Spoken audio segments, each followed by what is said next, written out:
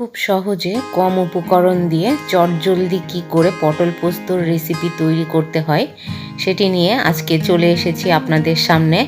নমস্কার, আপনাদের সবাইকে পাপিয়ার হেসেলে সাদর আমন্ত্রণ। তো প্রথমে এখানে আমি গোটা গোটা পটল, এটা বেশ বড় না ছোটও না আবার মাঝারি সাইজের পটলটাকে আমি ভালো করে খোসা ছাড়িয়ে নিয়েছি। সব খোসা ছাড়িয়ে নিয়ে একটুখানি করে রেখেছি, তাতে দেখতে ভালো লাগবে। আর পাশ থেকে আমি চিড়ে চিড়ে দিয়েছি, দিয়ে জল দিয়ে ধুয়ে পরিষ্কার করে নেবার পরে আমি এখানে কড়াইয়ে সর্ষের তেল বসিয়ে দিয়েছি।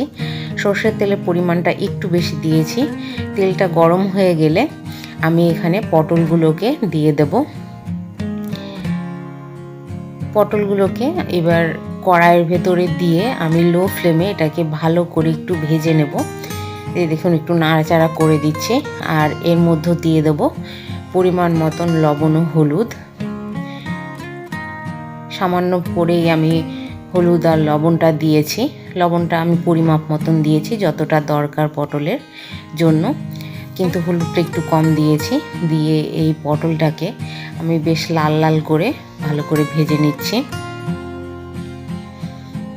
এই যে দেখুন, লো ফ্লেমে আমি এটা আস্তে আস্তে ভেজে নিচ্ছি। মোটামুটি ভাজা হয়ে গেছে, পটলগুলো কালার চেঞ্জ হয়ে গেছে আর দেখতে দারুণ লাগছে। এইবারে আমি পটলগুলোকে তুলে নেব। বাকি যে তেল রয়ে গেছে কড়াইয়ে, সেই তেলের ভেতরে দিয়ে দিচ্ছি 1 টিস্পুন কালো জিরে। আর এখানে দিয়ে দেব পোস্ত বাটা। এখানে 3 টিস্পুন পোস্ত আমি বেটে নিয়েছি, তার সঙ্গে 2টো কাঁচা লঙ্কাও আমি এর সঙ্গে বেটে নিয়েছি। নিয়ে সেটাকে দিয়ে দিলাম তেলের ভেতরে। দিয়ে এই পোস্ত আর কাঁচা লঙ্কা বাটাটাকে আমি একটু ভালো করে কষিয়ে নেব।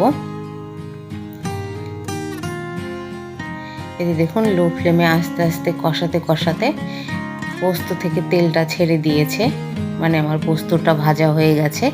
এই মুহূর্তে আমি পটলগুলোকে দিয়ে দিলাম, দিয়ে একটুখানি নাড়াচাড়া করে নিচ্ছি। পটলের সঙ্গে পোস্তগুলো যেন ভালো করে লেগে যায়। আর পটলগুলো যেহেতু চেরা রয়েছে, পোস্ত ভেতরে চলে যাবে পটলের।